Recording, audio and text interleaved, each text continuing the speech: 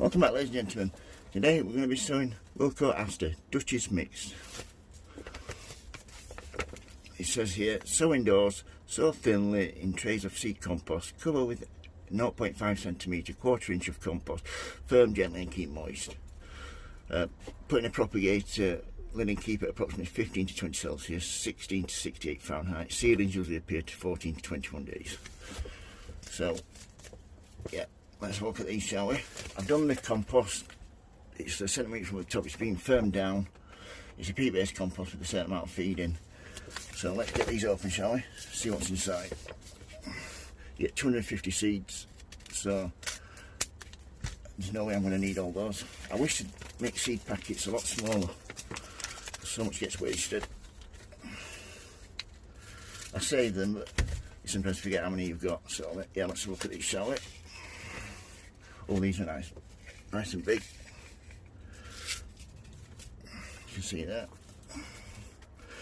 All I need to do with those is spread that out nice and evenly, like so.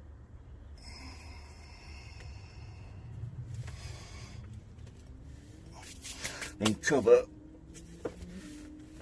with quarter inch of compost, half a centimetre, like so. That's it. And then give them a good water, so it's all nice and neat.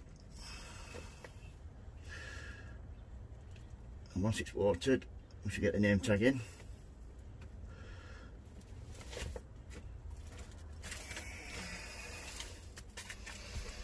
If we can find the name tag.